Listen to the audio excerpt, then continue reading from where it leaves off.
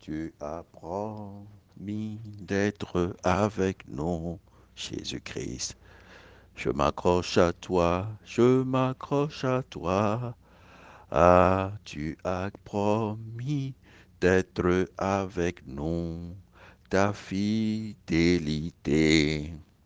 durera toujours. Tes compassions ne s'épuiseront jamais. Ta bonté durera toujours.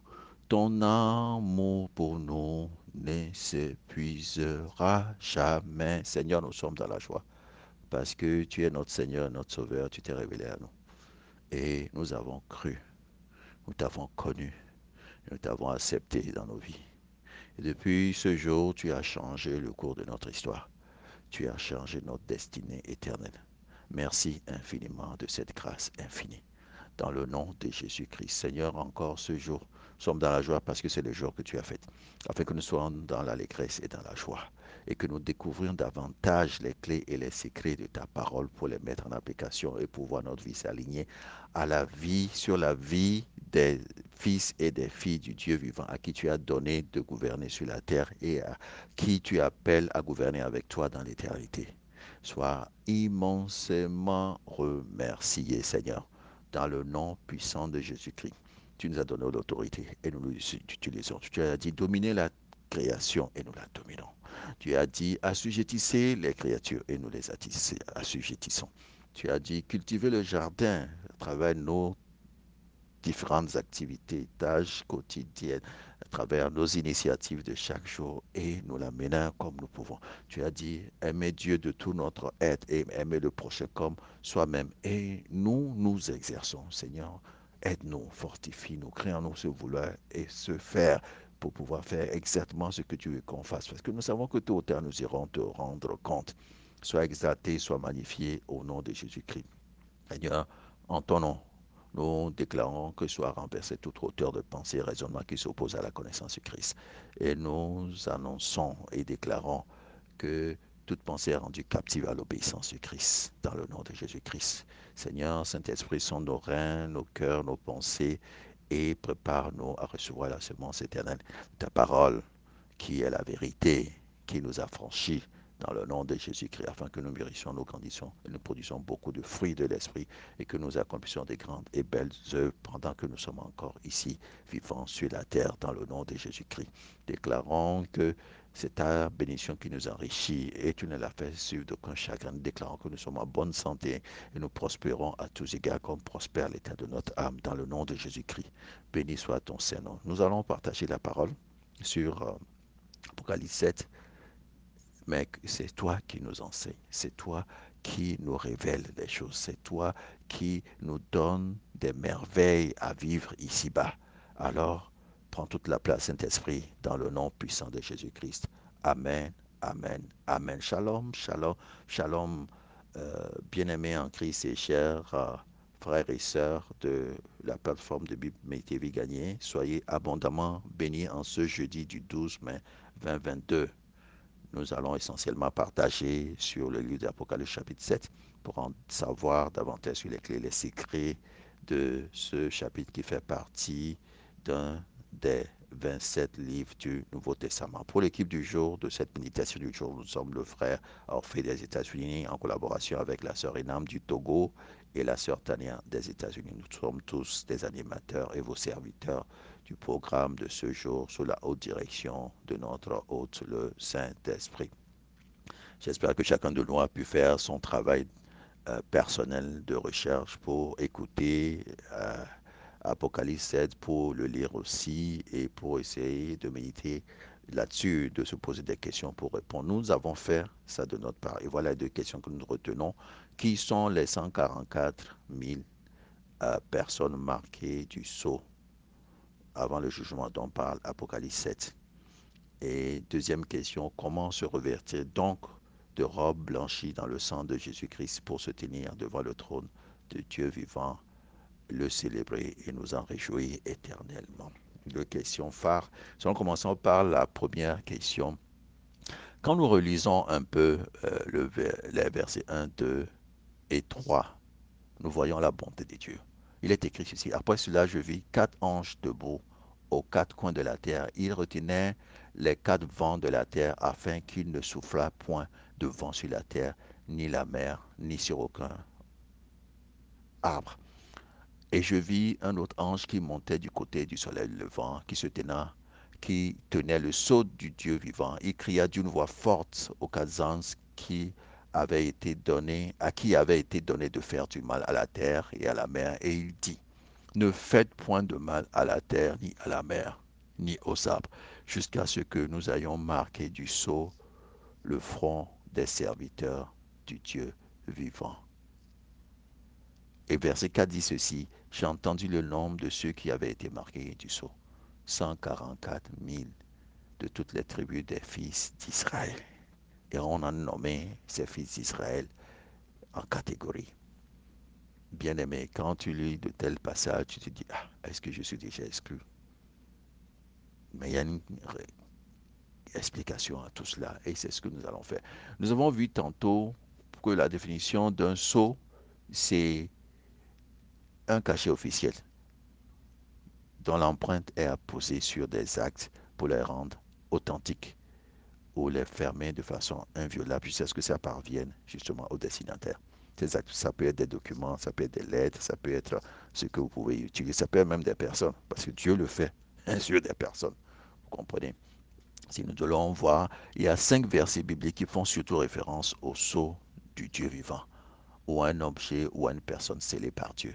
Nous voyons ça dans Jean 6, verset 27, nous voyons ça dans 2 Timothée 9, verset 10, nous voyons ça dans Apocalypse 6, verset 9 que nous avons vu hier, nous voyons ça aussi dans Apocalypse 7, verset 2 que nous voyons aujourd'hui. Nous verrons ça aussi dans Apocalypse 9, verset 4. Dans le Nouveau Testament, le verbe sceller vient du mot marqué d'un sceau, afin de marquer la confidentialité de l'objet scellé et d'en protéger le contenu. Les sceaux étaient employés pour les affaires officielles. Un centurion romain, par exemple, pouvait sceller un document destiné à n'être vu que par son supérieur. Si le sceau était ouvert, le destinataire savait que le document avait été lu ou modifié par quelqu'un d'autre. Vous voyez, c'est un moyen de protection. Dans Apocalypse 7 aujourd'hui et dans Apocalypse 9 que nous verrons plus tard, ces deux références aussi euh, aux personnes marquées du sceau de Dieu en signe de protection est aussi réelle, surtout pendant la grande tribulation. Quand, quand la cinquième trompette du jugement aura sonné, vous allez voir des sauterelles vont sortir de l'abîme, vont s'attaquer aux hommes de la terre avec un pouvoir semblable à celui des scorpions. Ça, c'est noté dans Apocalypse 9, verset 3 que nous verrons. Le pouvoir de destruction de cette sauterelle démoniaque était cependant limité parce qu'elle reçut l'ordre de ne pas faire du mal à l'herbe de la terre, ni à aucune vertu, ni à aucun âme, mais seulement aux hommes qui n'avaient pas l'empreinte ou bien le sceau du Dieu sur le front. Apocalypse 9, verset 4. Bien aimé, quand on dit que les hommes sont marqués du sceau de Dieu, ça veut dire que tu es déjà préservé. Comprends? Paul va plus loin pour parler de sceau de Dieu dans un contexte de vérité fondamentale. Il dit notamment à Timothée que les fausses doctrines circulent et que certains cherchent à détruire la foi des croyants avant de lui adresser ces mots d'encouragement. Cependant, les solides fondations posées par le Dieu subsistent porteuses de cette inscription. Le Seigneur connaît ceux qui lui appartiennent. Tout homme qui prononce le nom du Seigneur et qui se détourne du mal. 2 Timothée 1, 2 Timothée 2, verset 19. Donc, ça veut dire que Dieu nous protège par ce sceau-là. Et Jésus-Christ, nous savons, a été marqué par le sceau de Dieu, n'est-ce pas? Car Dieu même a dit, c'est lui que le Père, Dieu lui-même a marqué de son empreinte. Jean 6, verset 27. Ceux qui mettent donc leur confiance en lui sont également marqués par ce sceau de Dieu, qui est le Saint-Esprit. Et la référence qui est reconnue, c'est dans Éphésiens 1, verset 13 à 14 que je vous invite à lire. Bien-aimés, en tant qu'enfants de Dieu, il est bon de savoir que nous sommes scellés, gardés, préservés, protégés de la méchanceté de ce monde-ci et des condamnations suite au jugement que Dieu va prononcer. Alors, qui sont ces 144 000 personnes révélées dans le livre de l'Apocalypse? Il faut d'abord noter que le livre de l'Apocalypse a toujours représenté un vrai défi pour beaucoup de gens qui veulent le comprendre. Bon nombre d'interprétations de ces images saisissantes du symbolisme dont il est emprunt ont été proposées en fonction des idées préconçues de leurs auteurs sur l'ensemble du livre. Voici 4 approches principales qui interprètent justement ces, euh, le livre de l'Apocalypse. Il y a d'abord l'approche euh, prétériste, selon laquelle la plupart, voire tous les éléments de l'Apocalypse ont eu lieu avant la fin du 1er siècle. Il y a l'approche historiciste, qui interprète l'Apocalypse comme un aperçu historique de l'Église, les temps apostoliques à aujourd'hui. Il y a une approche encore idéaliste qui interprète l'Apocalypse comme une allégorie de lutte contre le bien et le mal. Il y a finalement l'approche futuriste ou bien prophétique qui interprète l'Apocalypse comme une prophétie d'événements à venir. Seule l'approche futuriste interprète l'Apocalypse selon la même méthode historico-grammaticale que le reste des Écritures. Elle correspond mieux aux revendications prophétiques du texte lui-même. Car Apocalypse même nous le révèle dans Apocalypse 1, verset 3, Apocalypse 22, verset 7, Apocalypse 10, Apocalypse 18, Apocalypse... non, non, Apocalypse 22, verset 7, verset 10, verset 18 et verset 17, c'est à dire. Excusez-moi. La réponse à la question des 144 000 dépendra donc de l'approche interprétative adoptée. À l'exception de l'approche futuriste, tout interprète les 144 000 comme une représentation de l'Église, ce chiffre étant symbolique de sa totalité, c'est-à-dire de sa complétude. Pourtant, en lisant le texte, puis-je entendu le nombre de ceux qui avaient été marqués de cette empreinte. Ils étaient 144 000 de toutes les tribus d'Israël. Apocalypse 7, verset 4. Rien ne permet d'interpréter le chiffre 144 000 autrement que dans le sens littéral du nombre de Juifs marqués de cette empreinte. 12 000 de chaque tribu des fils d'Israël. Or, aucun texte du Nouveau Testament ne dit clairement que l'Église remplace Israël. Vous vous rappelez, dans le livre des Hébreux, on avait dit que Dieu a exprès laissé beaucoup de Juifs aujourd'hui ne pas croire en Jésus. Mais après, parce qu'ils sont aussi des fils de l'Alliance, Dieu va permettre, comme il t'a permis à toi qui es devenu en Christ aujourd'hui, qu'ils puissent ouvrir leurs yeux, les écailles tombent de leurs yeux pour qu'ils rentrent dans le Seigneur. Donc, ça fait allusion aux Juifs qui vont être sauvés après. Bien-aimés, ces Juifs marqués, c'est-à-dire qu'ils sont spécialement protégés par Dieu contre tous les jugements divins et contre l'Antéchrist pour accomplir leur mission pendant la période de tribulation. Apocalypse 6, verset 17, qu'on avait vu hier, dit que les hommes se demanderont qui pourra résister à la colère à venir. Bien-aimé, la tribulation est une période à venir d'une durée de 7 ans, pendant laquelle Dieu va mettre en œuvre son jugement divin contre tous ceux qui l'ont rejeté et achèvera son plan de salut de la nation d'Israël conformément à la révélation accordée par Dieu au prophète Daniel dans Daniel 9, versets 24 à 27. Les 144 000 juifs sont donc en quelque sorte la première partie qui est révélé dans Apocalypse 14, verset 4, d'un Israël racheté, prédit par les prophéties. Dans Zacharie 12, 10, dans Romains 11, 25 à 27, leur mission serait d'évangéliser le monde après l'enlèvement et d'annoncer l'évangile pendant la période de tribulation grâce à leur ministère d'1 million de personnes, une foule immense, que personne ne pourrait donc compter, de toutes les nations, de toutes les tribus, de tous les peuples, de toutes les langues, comme il est révélé dans Apocalypse 7, verset 9, mettront leur foi en Christ. C'est important que tu mettes ta foi en Christ. Et Dieu met tout à disposition pour que cela se fasse. Aussi bien les hommes que d'autres instruments comme la technologie. Alors, tu n'auras pas d'excuse si tu ne mets pas ta foi en Christ quand ce jour terrible sera venu. Une grande partie de la confusion au sujet des 144 000 vient de la doctrine des témoins de Jéhovah. Attention aux fausses doctrines, selon laquelle ce chiffre correspond au nombre de personnes qui régneront avec Christ dans le ciel et passeront l'éternité avec Dieu. Les 144 000 ont ce que les témoins de Jéhovah appellent l'espérance du ciel. Ceux qui ne figurent pas parmi les élus des 144 000 jouiront de ce qu'ils appellent l'espérance de la terre, un paradis terrestre sur lequel régneront Christ et les 144 000. On voit clairement que l'enseignement des témoins de Jéhovah établit un système de castes dans l'au-delà et avec une classe de 144 000 qui dominera sur les autres. La Bible n'enseigne rien de cela. Faisons attention aux doctrines qui sortent du contexte biblique. Certes, selon Apocalypse 20, 4 que nous verrons, certaines personnes régneront avec Christ pendant le millénaire. Il s'agit de l'Église, donc des croyants en Jésus-Christ. Il s'agit des saints de l'Ancien Testament qui sont morts avant la première venue de Christ, mais que Christ est allé parler, il est allé leur parler dans l'au-delà et a permis à ce qu'ils ressuscitent et qu'ils aillent au ciel avec Jésus. Et il s'agit aussi de ceux de la tribulation qui auront accepté Jésus-Christ pendant la tribulation. Mais la Bible ne fixe aucune limite sur leur nombre. De plus, il faut distinguer le millénium du nouveau monde éternel qui apparaît à l'issue de cette période. Alors, Dieu demeurera avec nous dans la nouvelle Jérusalem, qui est la nouvelle terre qui va recréer. Il sera notre Dieu et nous serons son peuple, comme le dit Apocalypse 21, verset 3.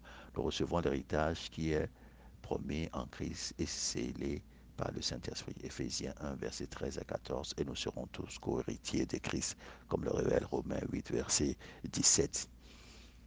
C'est de ça qu'il s'agit. Dieu ne fait exception de personne. Quiconque croit en lui par son Fils est adopté comme son propre Fils et doit accomplir les grandes et belles ici-bas, car ayant été rempli de son esprit. La deuxième question qui nous permet de nous poser, nous demander qui sont donc ces saints de la tribulation. Quand on parle de la tribulation, c'est une époque qui va arriver après l'enlèvement. Les saints de la tribulation sont tout simplement les saints qui connaîtront la grande tribulation.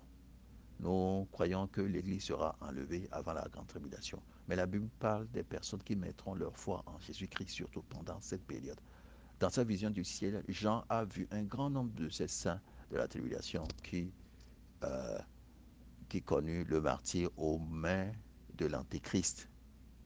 Il est écrit, après cela, je regardais, je vis une grande foule que personne ne pouvait compter. C'étaient des hommes de toute nation, de toute tribu, de tout peuple et de toute langue. Ils se tenaient devant le trône et devant l'agneau, habillés de robes blanches, des feuilles de palmier à main. Apocalypse 7, verset 9. Quand Jean a demandé qui ils étaient, on lui a répondu, ce sont ceux qui viennent de la grande tribulation. Ils ont lavé leur robe et ils l'ont blanchi dans le sang de Jésus-Christ. Alors, comment tu vas laver ta robe et la blanchir dans le sang de Jésus-Christ? La Bible nous a donné clairement ce qu'il faut. La première chose qu'il faut faire, c'est écouter la parole. Et c'est ce que tu es en train de faire. La parole est assez puissante pour pouvoir faire son œuvre dans ton cœur, dans ta pensée, si tu n'es pas réfractaire, si tu deviens fertile à la parole. La deuxième chose, cette conviction intérieure qui va y naître va te permettre d'accepter Jésus dans ta vie parce que tu auras reconnu que tu es pécheur, que tu as besoin d'un sauveur. La troisième chose que tu vas faire, c'est développer cette nouvelle relation que tu as tissée avec Jésus-Christ. Et Jésus va te remplir davantage de son esprit et son sang sera disposé à toi toutes les fois que tu auras péché. Quand tu confesseras tes péchés et tu lui demanderas pardon, il a promis qu'il te pardonnera et te purifier de toute iniquité. La quatrième, ou bien la prochaine chose qu'il faut aussi tenir compte, c'est de méditer régulièrement la parole. Parce que c'est ça qui renouvelle ton intelligence, c'est ça qui renouvelle ta pensée. C'est comme un programme qu'on écrit quand tu lis la parole et que tu y crois. Ça travaille de lui-même pour pouvoir te diriger et changer les choses dans ta vie pour le meilleur et pour le plus. Et finalement, ta ressemblance davantage à Christ te permettra de marcher sur cette terre des vivants comme Christ l'a marché, d'accomplir les bonnes œuvres, les grands mystères que Christ a accomplis, de l'accomplir comme lui-même. Parce qu'il dit que le disciple n'est pas plus grand que son maître, mais le disciple peut être pareil au maître et même faire plus. Parce que lui, le maître, il s'en va à son Père et il nous envoie son esprit.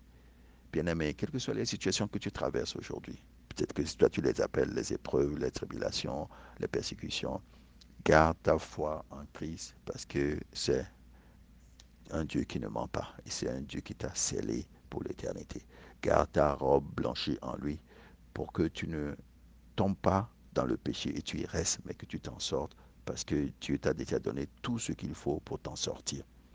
Que Dieu te bénisse, que Dieu nous bénisse et encore une fois, restons à l'écoute de cette bonne nouvelle qui nous rassure que, quel que soit ce qui se passe, nous sommes plus que vainqueurs en Jésus-Christ. Amen, amen, amen.